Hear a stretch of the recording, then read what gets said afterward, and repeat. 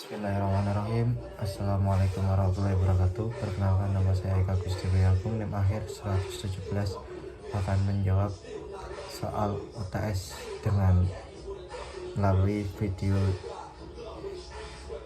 ini. Yang pertama, soal pertama, alternatif penyelesaian sengketa APS. Penyelesaian sengketa APS itu ada 4 metode yang digunakan dalam penyelesaian sengketa. Yang pertama itu mediasi. Mediasi adalah proses penyelesaian sengketa di mana pihak dan yang berkonflik berusaha mencapai kesepakatan yang dapat diterima dengan bantuan mediator. Yang kedua itu ada arbitrase.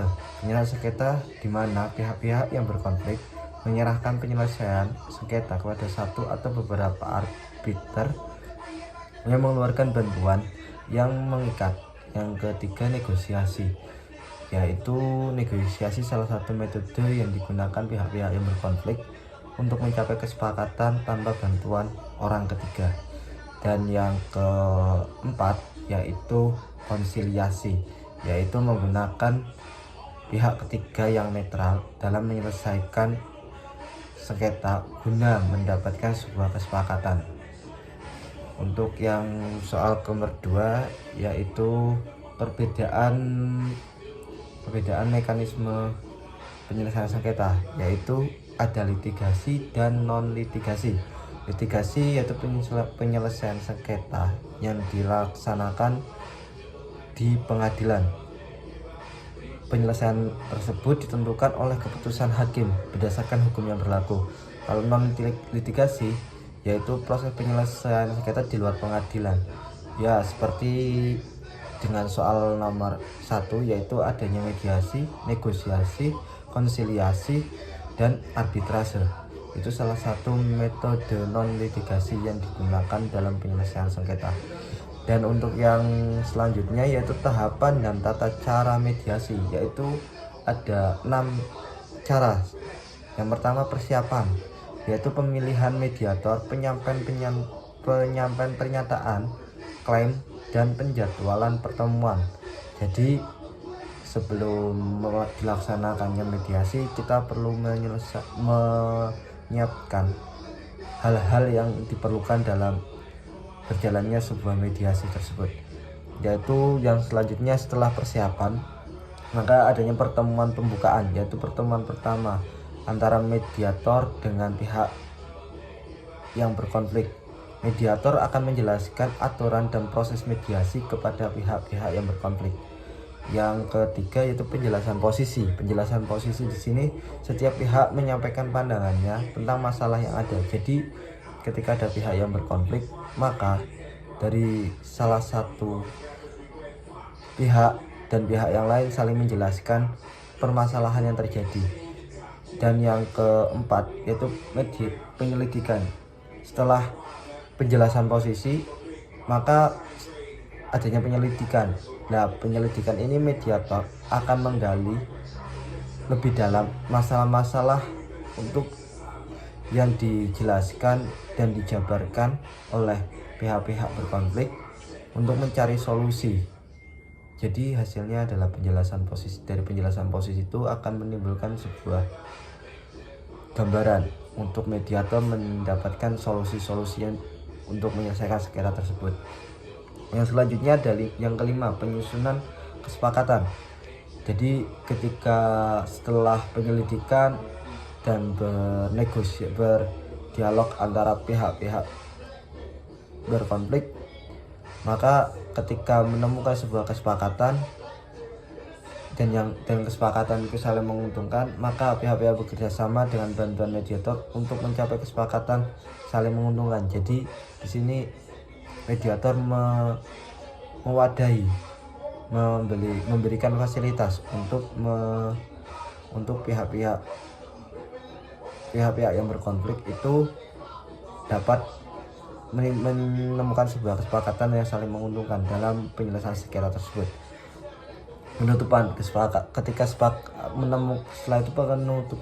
setelah menemukan kesepakatan, maka akan dituangkan dan ditandatangani oleh semua pihak yang ada di situ. Jadi apabila tidak menemukan kesepakatan dan tidak dilanjutkan melalui jalur non litigasi, maka akan dilanjutkan ke jalur litigasi, yaitu dengan melaksanakannya di pengadilan. Apabila tidak menemukan sebuah kesepakatan yang saling menguntungkan dan salah satu pihak masih ingin memperjuangkan haknya. Yang keempat yaitu mekanisme penyelesaian sengketa melalui negosiasi. Yang pertama, ada dua mekanisme di sini, yaitu proses di mana pihak yang berkonflik mencoba mencapai kesepakatan tanpa bantuan pihak ketiga. Yang kedua dilakukan melalui diskusi langsung antara pihak-pihak yang berkonflik untuk mencapai solusi yang dapat diterima bersama. Yang nomor 5 yaitu mekanisme penyelesaian sengketa melalui konsiliasi, dan ada dua, sama dengan negosiasi, ada dua proses. Proses ini proses di mana pihak yang berkonflik menggunakan pihak ketiga yang netral untuk membantu mereka mencapai kesepakatan. Yang kedua, konsiliasi umumnya dilakukan untuk melalui pertemuan-pertemuan antara pihak-pihak yang berkonflik dengan bantuan konsiliator. Ya, selanjutnya itu nomor 6, latar belakang munculnya Perma nomor 1 tahun 2016, yaitu Perma nomor 1 tahun 2016 yang diterbitkan oleh MA, Mahkamah Agung Republik Indonesia, sebagai pedoman bagi pengadilan di Indonesia dalam melakukan mediasi sebagai salah satu upaya percepatan penyelesaian perkara di pengadilan. Latar belakangnya adalah untuk meningkatkan efisiensi sistem peradilan dan memberikan alternatif penyelesaian sengketa yang lebih cepat, hemat biaya, dan ramah. Yang ketujuh yaitu penyelesaian sengketa melalui arbitrase. Arbitrase adalah mekanisme penyelesaian sengketa di mana pihak-pihak yang berkonflik menyerahkan penyelesaian sengketa kepada satu atau beberapa arbiter yang mengeluarkan putusan yang mengikat. Proses arbitrase yaitu menjalankan pemilihan arbiter, persidangan, dan penerbitan putusan arbiter. Arbitrase institusional dan arbitrase ad hoc, yaitu yang institusional dilakukan melalui lembaga arbitrase. Kalau ad hoc dilakukan secara langsung antara pihak-pihak yang berkonflik tanpa melalui lembaga arbiter resmi. Prosedur ditetapkan oleh pihak-pihak atau diatur oleh hukum yang berlaku. Nomor 9, mekanisme pengangkatan hakim arbiter, yaitu biasanya pengangkatan hakim arbiter dilakukan berdasarkan antara pihak-pihak yang berkonflik. Jika ada kesepakatan, biasanya diatur oleh peraturan arbitrase atau oleh hukum yang berlaku. Jadi hakim arbiter dapat berdasarkan kesepakatan, biasanya pengangkatan hakim berdasarkan sepakat, jadi atas kesepakatan pihak-pihak yang berkonflik.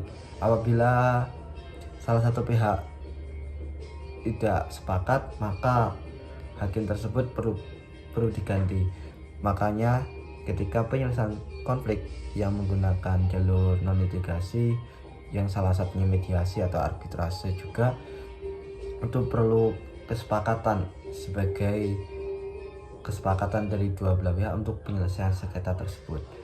Nah, jika tidak ada kesepakatan, biasanya diatur oleh peraturan arbitrase atau oleh hukum yang berlaku. Jadi apabila tidak ada kesepakatan, maka mengikuti aturan-aturan yang berlaku. Yang 10, perbedaan Bani dan Basarnas serta kewenangan keduanya. Bani merupakan Badan Arbitrase Nasional Indonesia, merupakan lembaga arbitrase yang berwenang menyelesaikan sengketa yang berkaitan dengan perdagangan investasi di Indonesia. Kewenangan mencakup sengketa yang timbul di Indonesia atau yang melibatkan pihak-pihak Indonesia. Jadi arbitrase ini lebih ke arah penyelesaian sengketa yang bersifatnya perdagangan atau investasi, entah itu dari pihak Indonesia sebagai pelindung atau sebagai badan yang akan mengayomi sengketa yang terjadi di Indonesia dalam penyelesaian tersebut. Basarnas yaitu Badan Penyelesaian Sengketa Arbitrase Nasional dan Alternatif, memiliki yaitu didirikan oleh pemerintah Indonesia untuk menyelesaikan sengketa-sengketa yang berkaitan dengan investasi di Indonesia. Basarnas memiliki kewenangan khusus dan penyelesaian sengketa-sengketa investasi. Sekian dari saya. Apabila jawaban masih kurang, mohon maaf sebesar-besarnya. Wassalamualaikum warahmatullahi wabarakatuh.